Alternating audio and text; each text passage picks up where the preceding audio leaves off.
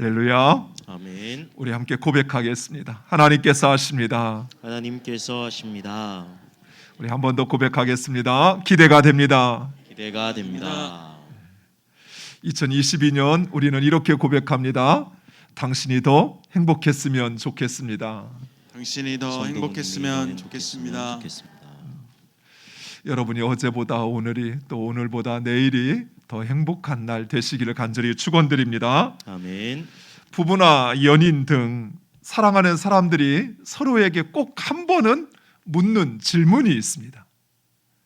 당신 나 얼마만큼 사랑해? 라는 질문입니다. 그러면 예전 사람들은 이렇게 대답했습니다. 하늘만큼, 땅만큼, 바다만큼, 우주만큼 사랑해. 그런데 무심한 남편은 이렇게 대답합니다. 뭘 그런 걸 물어? 현실적인 남편은 이렇게 대답합니다. 당신이 사랑하는 것만큼. 신경질적인 남편은 이렇게 대답한다고 합니다. 니는 나 얼만큼 사랑하는데. 잡혀 사는 남편은 이렇게 대답한다고 합니다. 내가 뭘 잘못했어? 미안해, 용서해, 이제는 잘할게. 사람들이 이 사랑에 대해서 오해하는 것 중에 하나가 사랑은 그저 자연스럽게 일어나는 감정이라고 생각합니다. 물론 사랑은 감정입니다. 사랑하면 사랑하는 사람에 대한 무한한 친밀감과 그리고 열정이 느껴집니다. 그러나 사랑은 단순한 감정과는 차원이 다른 측면이 있습니다. 즉, 사랑하는 사람은 사랑하는 그 대상에게 집중하게 됩니다. 무엇을 하든 어디에 있든 사랑하는 그 사람을 생각하는 것입니다. 그리고 사랑하는 사람을 생각하면 나도 모르게 웃음이 지어지기도 하고 때로는 눈물이 나기도 합니다. 그리고 사랑은 표현합니다. 사랑하는 사람은 자신의 이 사랑의 감정을 말로 표현하기도 하고 행동으로, 몸으로 표현합니다. 그리고 사랑하는 사람은 사랑하는 사람을 위해서 자신이 할 수 있는 모든 일을, 행동을 행합니다. 사랑하는 사람을 위해서 자신을 희생하기도 하고 그리고 자신의 것을 내어주기도 합니다. 부모 자녀의 사랑을 보거나 연인의 사랑을 보아도 그렇죠. 부모가 자식을 위해서 자신의 모든 것을 내어줍니다. 자신은 못 먹고 못 입어도 자식만큼은 좋은 것 입고 좋은 것 먹을 수 있도록 배려하는 게 부모의 사랑이요. 또 연인의 사랑도 그렇습니다. 예전에 피천득님이 썼던 그 단편 소설 중에 인연이라는 우리 교과에서 읽었던 소설이 있습니다. 거기에 보면 간장 한 종지를 놓고도 그것으로 인하여 아내의 사랑에 감동하고 또 남편의 이해에 감동하는 그 모습을 보게 됩니다. 그래서 이처럼 사랑은 단순한 감정이 아니라 헌신과 희생을 동반한 의지적인 행동입니다. 마치 오늘 본문에 등장하는 한 여인처럼 말입니다. 예수님께서 베다니에 있는 시몬의 집에서 식사를 하실 때 한 여자, 마가는 그녀가 누구인지 우리에게 말하지 않습니다. 그런데 동일한 사건을 기록한 요한은 그 여자가 바로 나사로의 누이 마리아라고 이야기합니다. 마리아는 조용히 식사하시는 예수님 곁으로 가더니 옥합을 깨트려 예수님의 머리에 순전한 나드 한 옥합을 붓는 것입니다. 유대인들은 식탁에서 식사를 하기도 하지만 가난한 집에서는 식탁이 없습니다. 그래서 바닥에 앉아서 식사를 하거나 일반적인 경우는 누워서 식사를 합니다. 그러니 이 여인이 지금 예수님의 머리에 향유를, 그 나드를 붓는 것은 마치 누운 시신에 그 향품을 바르는 것과 같은 모습을 연출했던 것입니다. 이 나드는 당시 유대 땅에서는 나지 않는 향료였습니다. 인도 북부에서 히말라야 산맥에서 자생하는 나드초, 여러분 지금 보시는 바로 이 나드초의 뿌리에서 추출한 매우 값진 향유였습니다. 제자들은 그 값을 오늘 본문에 보니까 300데나리온 그 이상이다라고 이야기를 합니다. 당시 노동자 하루 품삯이 1데나리온이었으니까 노동자가 1년 365일 단 한 푼도 안 쓰고 꼬박 모아야만 살 수 있는 그런 값어치의 향품이었던 것입니다. 그래서 나드 향유는 일반적인 사람들은 그것을 소유하거나 사용할 수 없었습니다. 아주 부유한 귀족들이나 그것을 소유하고 있었고, 또 때로는 그 집안에 갑오로 내려오는 것으로 시신의 장례를 치를 때에만 사용했던 것입니다. 이처럼 300데나리온 그 이상이 되는 나드를 예수님의 머리에 단번에 쏟을 수 있었던 것은 바로 예수님에 대한 사랑 때문이었습니다. 예수님은 마리아와 그의 오라버니 나사로를 형제같이 사랑했다라고 성경은 말하고 있습니다. 예수님은 나사로가 죽자 그 죽음으로 인하여 애통해하는 마리아와 함께 우시고 함께 애통해하셨습니다. 그런 예수님의 모습을 보고 유대인들은 이렇게 이야기합니다. 요한복음 11장 36절에 이에 유대인들이 말하되 보라 그를 얼마나 사랑하셨는가 하며, 이처럼 예수님은 마리아와 그의 오라버니 나사로를 사랑하셨습니다. 그리고 나사로와 마리아 역시 예수님을 사랑했습니다. 그런데 사랑하는 그 예수님이 이제 인류 구원의 길을 가시기 위하여 죽음의 길을 가시는 것입니다. 물론 마리아가 예수님의 그 죽음의 의미를, 십자가의 의미를 온전히 알았다라고 말할 수는 없습니다. 그러나 그녀의 행위는 예수님의 십자가 죽음을 준비하는 바로 그 예식이었던 것입니다. 8절 우리 같이 함께 읽겠습니다. 그는 힘을 다하여 내 몸에 향유를 부어 내 장례를 미리 준비하였느니라. 아멘. 이 동일한 사건을 기록한 요한복음에 보면 마리아는 자신의 머리를 풀어 그 향유로 예수님의 발을 닦았다라고 이야기합니다. 유대 사이도 그렇지만 우리나라에서도 머리를 푸는 경우가 있었습니다. 고대 사회에서. 어떤 경우죠? 자신이 죄인인 것을 인정할 때, 우리 사극에 보면 가끔 이제 왕이 내리는 사약을 마실 때 모습을 보면 그 머리를, 상투 튼 머리를 다 풀고 그리고 그 사약을 받잖아요. 이처럼 머리를 푼다는 것은 바로 자신이 죄인이라는 사실, 그리고 그 머리를 풀어 향품을 바른다라는 것은 자신의 전부를 드린다는 의미입니다. 즉 마리아는 지금 자신이 죄인임을 고백하며 예수님이 메시아이심을 증언하고 있는 것입니다. 그리고 자신의 전부를 드려 메시아이신 예수님을 위로하고 있는 것입니다. 그래서 예수님은 이 여인의 행위를 복음이 전하여지는 곳마다 기록하여 전하라라고 말씀하고 있습니다.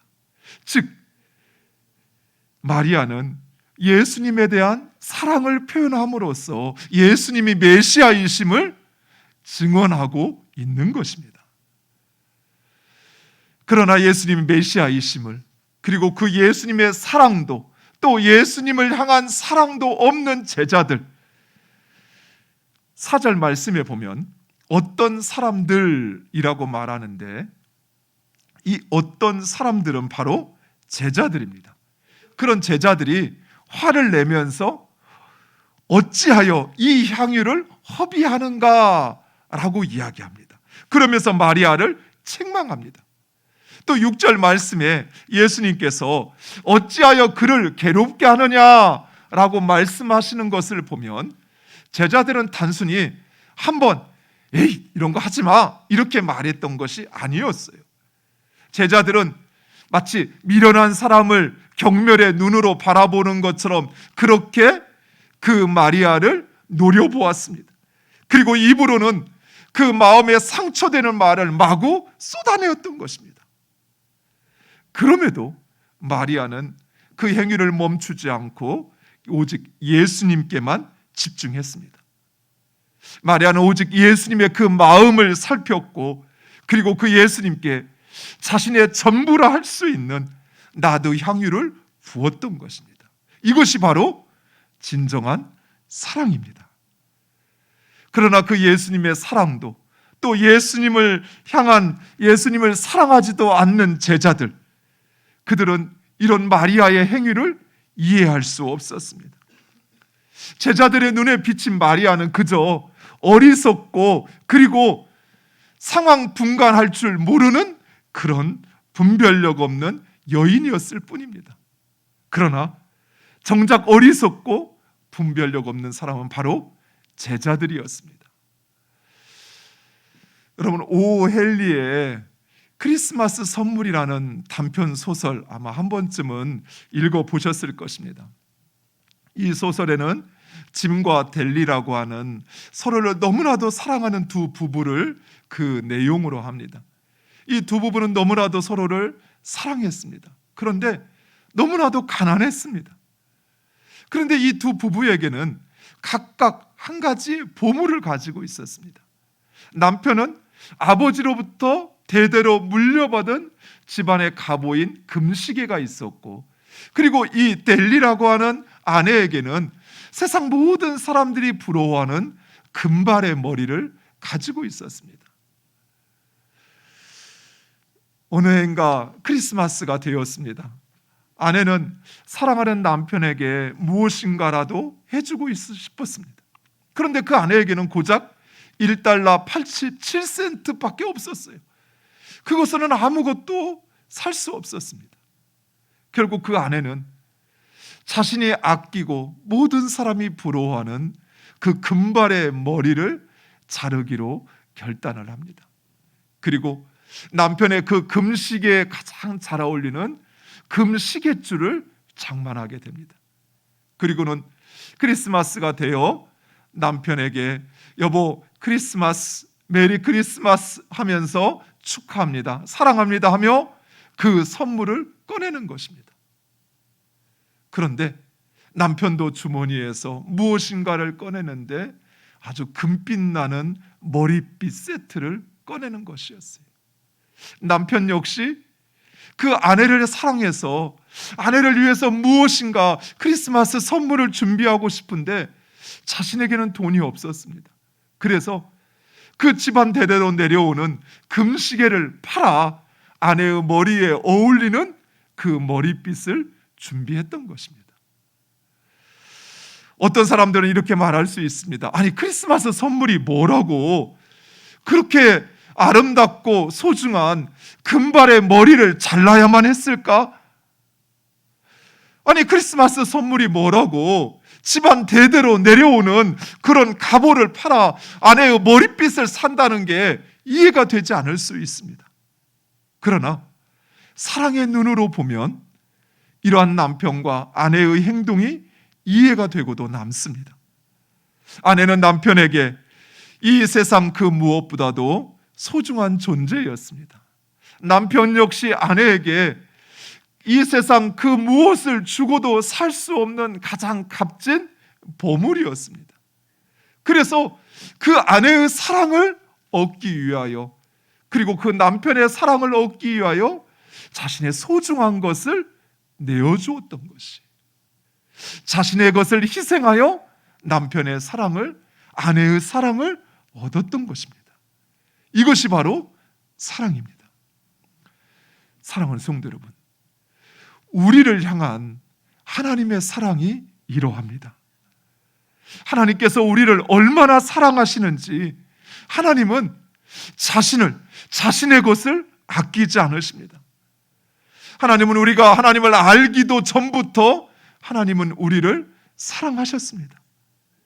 더욱이 하나님께서 우리를 사랑하셨을 때 우리는 아직 죄인이었을 때입니다. 죄인이란 말은 하나님과 원수 되었다는 말입니다. 하나님은 원수 되었던 우리를 사랑하신 것입니다. 우리는 하나님께서 미워하시는 죄를 행하면서도 그것이 죄라는 사실도 몰랐습니다. 또한 우리는 하나님의 것을 내 마음대로, 내 정욕대로 사용하며 그것을 훼손했습니다. 나아가 하나님이 없다 하며 그 하나님의 이름을 망령되이 일컬었던 것입니다. 그런데 하나님은 바로 그런 우리를 사랑하셨습니다. 또한 하나님께서는 자신의 독생자를 우리를 위하여 우리의 죄값을 대신하여 내어주기까지 사랑하셨습니다. 요한 1서 4장 10절 우리 화면을 보고 함께 읽겠습니다. 사랑은 여기 있으니 우리가 하나님을 사랑하는 것이 아니요 하나님이 우리를 사랑하사 우리 죄를 속하기 위하여 화목제물로 그 아들을 보내셨음이라. 아멘. 사랑하는 성도 여러분, 하나님은 말로만 사랑한다 하지 않으셨어요.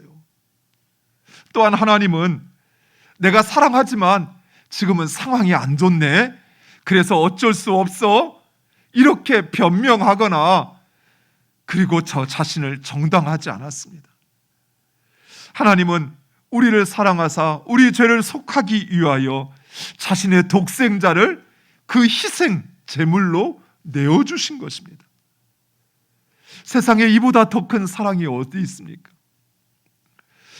사람이 친구를 위하여 자기 목숨을 내어주는 것보다 더 큰 사랑이 없다고 합니다. 그런데 우리 하나님은 자신이 아니라 자신의 독생자를 내어주신 것입니다.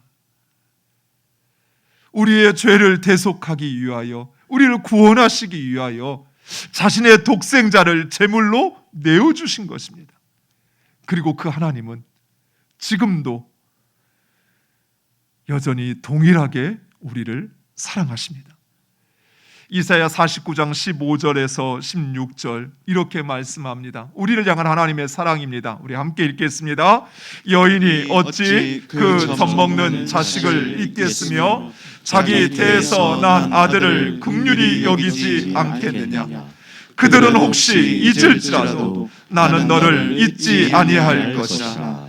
내가 너를 내 손바닥에 새겼고 너의 성벽이 항상 내 앞에 있나니. 아멘. 사랑하는 성도 여러분, 이런 하나님의 사랑을 받은 우리가 그 하나님을 사랑하는 것은 너무나도 당연한 일 아닐까요? 또한 그 하나님은 하나님께서 우리를 이처럼 사랑하신 것처럼 우리도 서로를 사랑하기를 원합니다. 사랑할 만해서 사랑하는 것이 아니라 우리가 원수 되었을 때 하나님께서 우리를 사랑하신 것처럼 하나님은 우리의 원수라도, 우리를 힘들게 하고 우리를 미워하는 자라 할지라도 사랑하기를 원하시는 것입니다. 그런데 이런 사랑을 받았음에도 여전히 말로만 사랑합니다.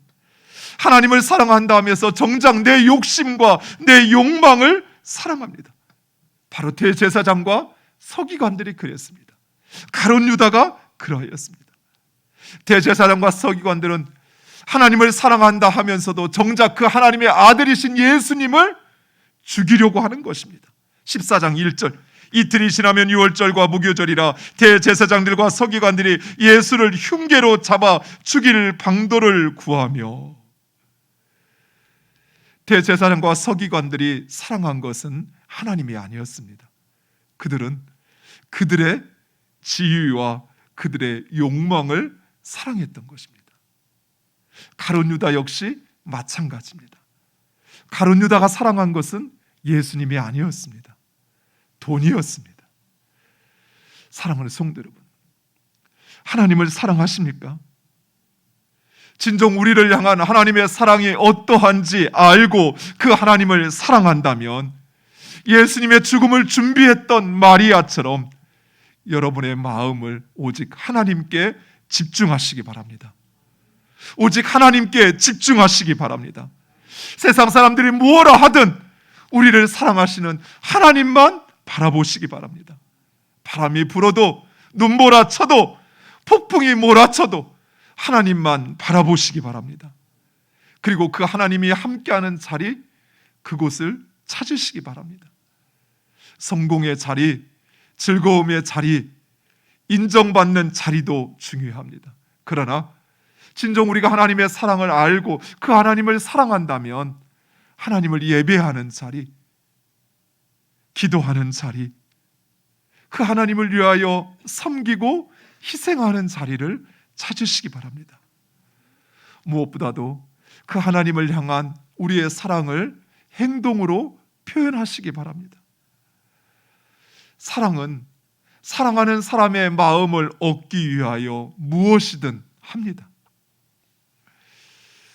제가 이 아내 이야기를 하면 아내가 하지 말라고 하도 많이 해서, 제가 서울에서 이제 아내와 연애할 때 서울에 살고 아내는 전주에 살았어요. 그런데 자주 연락을 하고 그래야 되는데 제가 이렇게 제가 하는 일에 빠지면 그 일이 끝나야 연락을 하는 거예요. 하루는 저녁 10시가 됐는데 아내와 전화를 하는데 당신은 날 사랑하는 건 맞냐고, 정말 내 생각은 하기는 하냐고, 어떻게 한 번도 전화도 안 하고 이럴 수 있냐고. 그러면서 아내가 화가 났어요. 막 아내를 위로해주고 설득하는데도 안 돼요. 그래서 제가 선택한 방법이 그 다음날 수업을 들어야 되고 강의를 해야 되는데 밤 11시에 그때 제가 티코를 타고 다녔거든요. 티코를 타고 밤 11시에 서울에서 전주까지 거의 한 2시간 반, 당시만 해도 한 3시간 반 정도 걸리는 시간이었는데 티코를 타고 거의 2시간 반 만에 전주를 갔어요. 그래서 아내를 보고 만나고 위로해주고 새벽 4시에 다시 또 서울에 올라왔습니다. 사랑하는 사람은 말로만 사랑한다 하지 않아요. 사랑하는 사람을 위해서 무엇이든 합니다. 자신이 할 수 있는 것이라면, 아니 자신이 할 수 없는 것이라 할지라도 사랑하는 사람이 원한다면 그것을 하는 것입니다. 이처럼 그 하나님의 마음을 얻기 위하여 하나님의 말씀에 귀 기울이시기 바랍니다. 그리고 그 말씀에 순종하시기 바랍니다. 그리하면 하나님이 이 마리아의 이름처럼 우리를 기억해 주실 것입니다. 기도하겠습니다.